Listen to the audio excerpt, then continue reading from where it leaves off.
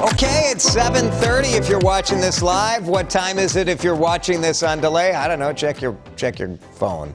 I have no idea what time you're watching this thing, but we're glad to have you with us on your schedule with the CBS News Minnesota Morning Update. My name is Jason DeRusha, and I'm glad to be here. You're stuck with me for another 7 days. Countdown's on. Not for me. I'm enjoying every last moment. Let's give you the weather. Here it comes. That forecast looks like a little garbagey-er than I think it really is. Riley with the next weather forecast wants you just to be aware of the chance for a pop-up shower today. But it doesn't look widespread. It looked earlier this morning when he was showing hour by hour, wasn't it like a 10% chance of a storm? It was very, very low. So don't be too concerned about this. Yeah, high around 75, 76, pretty sunny. Right now it looks, mostly sunny, a little bit of clouds outside, so pretty good day. Let's talk about this. I think this is fascinating. How much has the world changed? Not long ago, if you were a college athlete, you couldn't make a single penny off of your, social media or anything like that. And the theory was, it's supposed to be amateur athletics, right? Well, the problem with that is that here you are, athlete, working hard, staying in school, getting grades to stay above board, and sitting next to you in school is like some kid who's got like a TikTok account that's blown up, and that kid is making $200,000 a year. And so that changed at the college level, and now high school kids. This to me, I can't wait to hear what you guys think about this. In Minnesota, the State High School League signed off. They won't let boys volleyball be an actual sport, but they will let high school athletes make money. These are these NIL, name, image, likeness deals. They can do autographs, they can do endorsements, they can go down to the local pizza place and have like the high school football running back pizza night. I don't know, it's kind of weird. What do you guys think about this? Is this a good idea? Should high school athletes be able to make their money from deals? This also covers sanctioned activities. So I think a lot of you know that I coached the high school debate and speech team this year.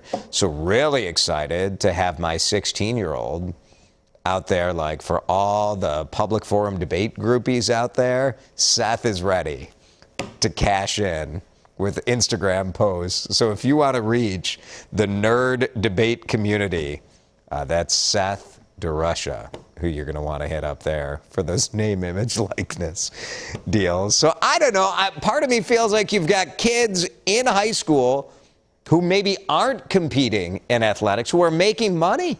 So how is it fair to tell these other kids that they can't? I think that's my bottom line, but I do think it's super, super weird. So let us know what you think, whether high school athletes should be making money, doing social media type deals or local endorsements or whatever. And we'll share your thoughts coming up in just about 25 minutes or so. If you were on the front lines during the pandemic, maybe you're a postal worker or a teacher, or you're working in hospitals, or in medical or transportation, all sorts of different jobs where you had to go to work, you are eligible to get some money from the state of Minnesota. More than 1 in 10 Minnesota workers qualify, so it's not everybody. I'm a little bummed. I really feel like our control room really, and I'm sure if you're the state, you're like, journalist, how does that, television, but you guys, we couldn't have been informing the community if it wasn't for all of the people in the control room who had no choice but to come to work. So if you ask me, you guys got robbed, okay? For the rest of you who qualify, fill out the form. You don't have to freak out and get on there at 8 o'clock this morning because it's not first come, first serve. So you have until July 22nd to go to the website and sign up. There are some income restrictions. If you make too much money, you're not going to get this. And if you got unemployment for a certain period of time, you also don't qualify.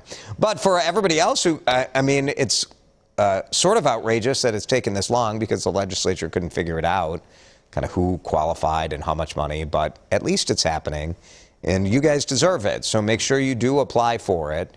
$750 is about the amount they expect people will have. There's a finite bucket of money, so depending on how many people apply, that'll be how much people get paid. Capitol Hill today, Congress is going to hear from survivors and victims' family members from the Uvalde and the Buffalo shootings. A very emotional Matthew McConaughey. He grew up in Uvalde, Texas. So here he is at the White House briefing room, really making a passionate case, urging Congress to pass new gun control legislation. Responsible gun owners are fed up with the Second Amendment being abused and hijacked by some deranged individuals. McConaughey says he is a gun owner himself, and he says change can start with laws that save lives and don't infringe on Second Amendment rights. Gun legislation talks continue in Washington, and we are hearing from more people who are gun owners who are saying, you know what? Like, we can do some stuff. So we'll see what happens. Target, remember Target during the pandemic, the last few years, Target's been like, man, supply chain. Like, we can't, you're looking for stuff. Sorry, we got empty shelves. We're just having troubles. And so they got a bunch of stuff. And as soon as they loaded up their warehouses and their shelves, inflation went through the roof and people are being more cautious about spending. So Target's saying, look, we are going to have to cut prices and cancel orders because we have too much stuff. We're going to clear out inventory. A lot of this is bigger ticket items. Maybe it's furniture, maybe it's electronics, maybe it's kitchen stuff. So, like appliances. It's not like you're going to get a great deal on a couple of forks. But they're trying to clear this stuff out and realign their inventory for what people are buying. So, yeah, might be an opportunity for some deals. What is going on in Ramsey County and St. Paul with the cost of hiring policing to have events? Ramsey County canceling the fair. So this is in Maplewood. So we've had a bunch of things in St. Paul that have been canceled because it costs so much to hire police on overtime to protect it. And Ramsey County said the cost of hiring security and law enforcement for the fair was a factor. So they're canceling the Ramsey County Fair. They say they're not canceling it forever, but they got to figure out how to make the numbers work as they go forward. So I hope we can have a conversation about this topic, right? Because we've seen like all sorts of street fests, parades, different things canceled throughout the Twin Cities as small organizations are trying to figure out how do we get it. It's not like all the taxpayers should pay for this, but maybe all the taxpayers should. These I don't know. I don't know what the answer is, but it's certainly alarming that so many things are canceling.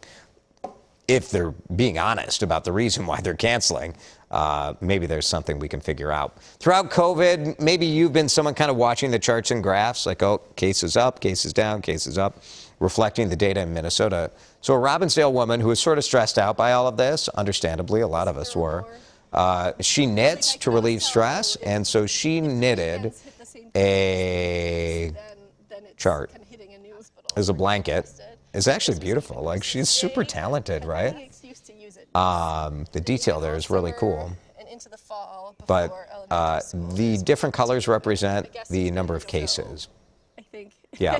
Let's listen to this woman who is perhaps brilliant or perhaps a little obsessed. Amy Fisher. There's something about having a tactile thing to work with that is a nice balance to everything else happening, all the craziness. So, like, I would like Amy to stitch me a scarf, but I don't know that I would want a permanent reminder of COVID cases around my neck. It's kind of cool, isn't it? It's cool and it's bizarre. So, I don't know.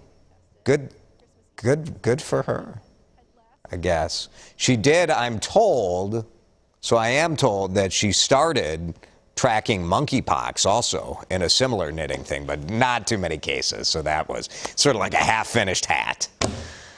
All right, more art news. This is maybe, I don't know, like the first time we reported that scarf thing, we just did it like it was normal. Like, sure, yeah, somebody has a giant thing in their backyard representing COVID cases. That is why the DeRusha approach is a little different. I'm here to tell you it's weird, and I'm here to tell you this is going to be super fun. Summer Sparky, the sea lion. You know, Sparky is the sea lion at Como Zoo. We didn't have Sparky for a while because COVID, and now they redid the whole sea lion display over at the zoo. It's so nice. It's really pretty. It's well done. Kids love Sparky. I love Sparky. And now we'll have these sculptures all over the Twin Cities. Nice work. So that'll be fun. If you haven't seen this video yet, take a look. Here goes the bear. There goes Boo Boo the bear, followed by BJ the coyote. It's BJ and the bear. And we look at this video from somebody's kind of wildlife camera near Glen Lake in Minnetonka and think, what's happening here? Like, we don't usually, it's maybe more severe than like cats and dogs hanging out, right? Because the coyote, one would think, I mean, I guess I don't know who would be the aggressor in this scenario. I would say the bear. We did go to the DNR and ask for their theory on what might be happening here. What's going on in that video? You know, it's hard to say for sure. It's completely possible that these two guys were just hanging out, looking for food, maybe found something, a little something to eat. So what the DNR guy told our Aaron Hassanzadeh is that he has no freaking idea. He's like, Aaron, what sort of savant do you think I am? How am I supposed to know what's happening here? So that's the answer. Maybe they're just, I don't know, they're just hanging out. We have had a lot of bear sightings, so it's sort of a reminder to, like, you know, if you have garbage cans that aren't like secure, it may be a good idea to kind of maybe put it in your garage if you have one. Think about your bird feeders, all of that sort of stuff, because the bears, well, we've decided to live where the bears live, okay? It's Minnesota. There are bears here, and everyone has a camera. I don't know. Gerald, do you think there are more bears, or do you think just more people have cameras, so we're just seeing? There's just more cameras. That's what I think, too. What do I know? Let's talk about whether or not high school kids should be cashing in on their name, image, and likeness. Maybe the adult reaction to this is we're just jealous. We're like, man, I wish I could cash in on this, right?